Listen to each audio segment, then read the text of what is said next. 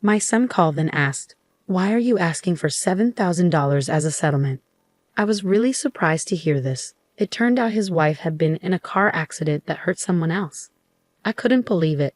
The woman sitting across from me at lunch was his wife, the one who was supposed to have caused the accident.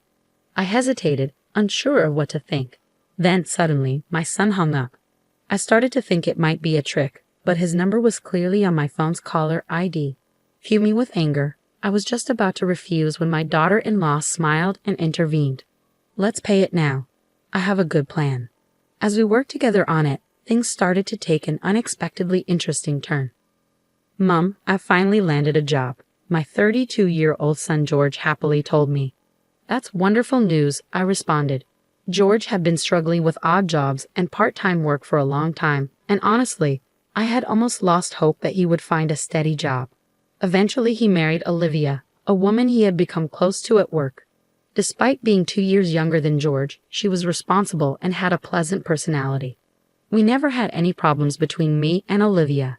Even though George and Olivia didn't live with me, Olivia and I would sometimes have lunch together. With a capable daughter-in-law and George having a good job, I can finally relax. But before George married Olivia, he had a bad habit. Even though he didn't have any money coming in, he would spend it recklessly and buy whatever he wanted. He even took money from my wallet a few times. "Why would you do that?" I scolded him firmly, trying to get an answer, but George just frowned and turned away, refusing to talk.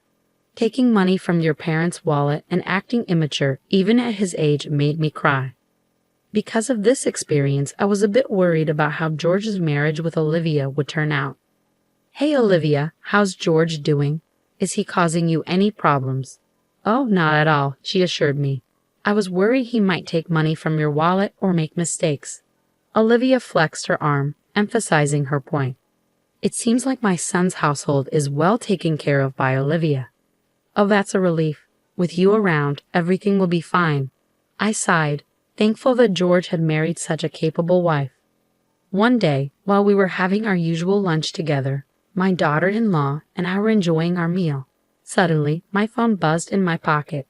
I checked the screen. It was my son calling. "Hello?" "George, what's going on? Why the sudden call?" I asked, taken aback by the urgency in his voice. "Listen carefully, Mom. Olivia had an accident while driving. The other party got injured, and they're really upset. They're asking for $7,000 as a settlement," George explained quickly. I glanced over at Olivia, who looked just as bewildered as I felt. George, if you can gather the money, please let me know right away." "Bye," George said abruptly before hanging up, leaving me stunned. After the call, I sat there, trying to make sense of it all. Olivia was sitting right in front of me. How could she have had an accident? I wondered if George had misunderstood something, but the tension in the air was undeniable. "Mom, are you all right?" Olivia asked, her face showing concern about the call from George. "I'm not sure what's going on, but it sounds serious. George said you were in an accident," I explained, still trying to process everything. "What?" I exclaimed, feeling completely overwhelmed by the situation and the sudden demand for money. Olivia reassured me and listened intently, her own confusion mirroring mine. "I haven't been in any accident, and I have no idea what George is talking about," Olivia said, resting her chin on her hand as she thought. "Maybe we should consider that this is some kind of scam," she suggested cautiously. But it was George's voice for sure. Unless he suddenly got sick and sounds different, but he seemed fine this morning. If it wasn't him, then who could it be? I wondered aloud, puzzled. The phone number displayed on my mobile matched George's. Olivia and I exchanged baffled looks, both lost in thought. If you haven't been in an accident, then that demand for $7,000 must be a lie. But why would someone make up such a large sum? And I don't fully understand George's spending habits either, Olivia sighed, trying to make sense of it. "Well, sometimes he spends money on trivial things when you see his room," Olivia explained. "What do you mean by that?" I asked, seeking clarification. Olivia then revealed George's recent actions, and I felt my anger flare. "George did that? Unbelievable. I won't tolerate it," I exclaimed, reaching for my phone to call George and give him a piece of my mind. But Olivia stopped me gently with a smile. "No need. Let's handle this strategically," Olivia said calmly. "Why?" I have a plan, Olivia continued, her eyes sparkling with mischief. As she explained her revenge idea for George, I couldn't help but grin. That sounds intriguing. Let's teach him a lesson. Exactly, it's time he learns, Olivia declared firmly. And so Olivia and I teamed up, ready to leave George speechless. 3 hours later, I pretended to fall for the deception and called my son back. I've got the $7,000 ready. Let's meet in person for the exchange, I said over the phone.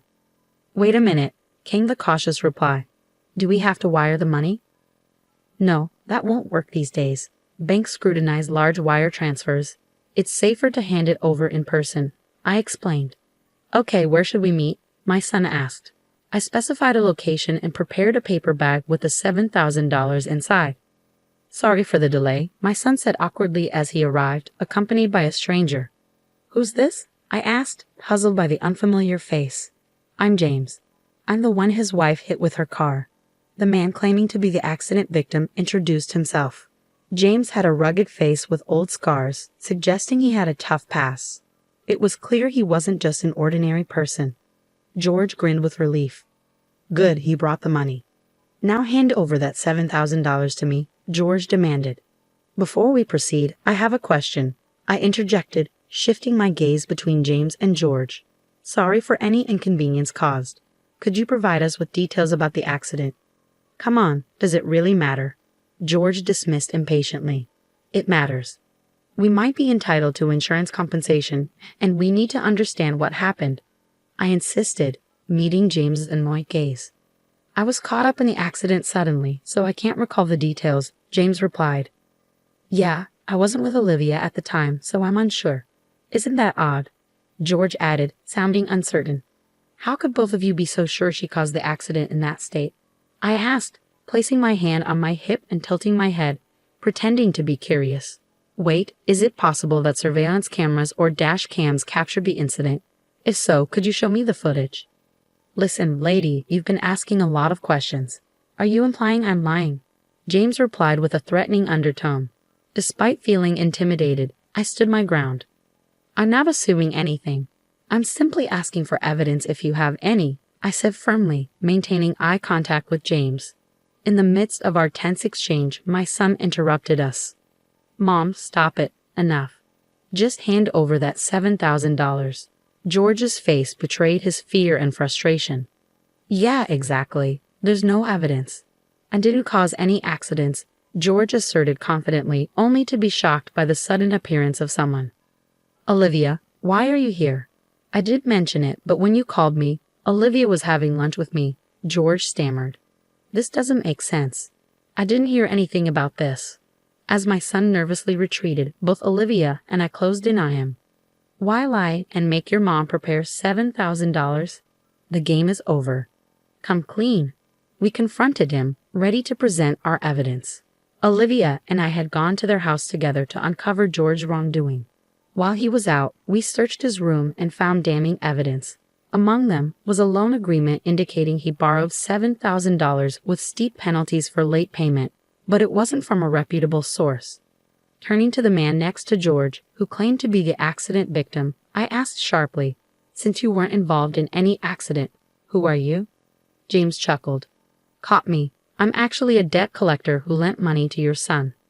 He approached me for help to get the $7,000. Pretending to be the victim seemed like a good idea at the time, James explained, amused by the situation. Meanwhile, my son looked apologetic and shrank back nervously.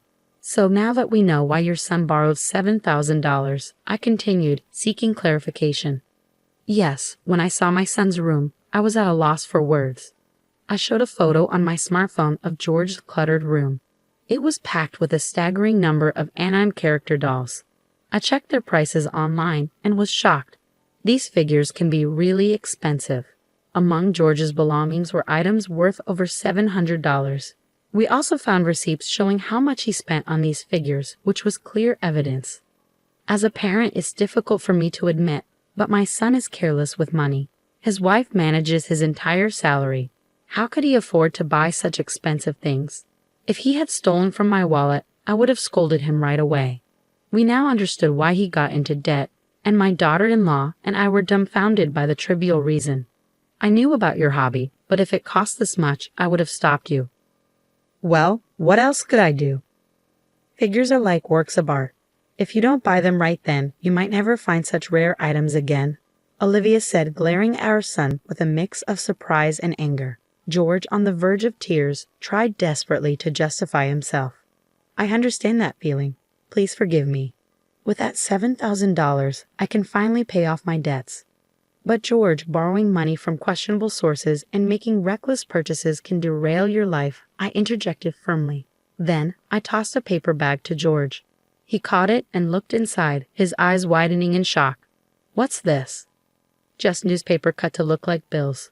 I'm not so forgiving as to hand over $7,000 when I know I'm being deceived, James chimed in, amused. Well, looks like things have taken a turn. So George, care to explain? James's smug voice made George pale and tremble as he held the bundle of fake money. Olivia was furious with my son.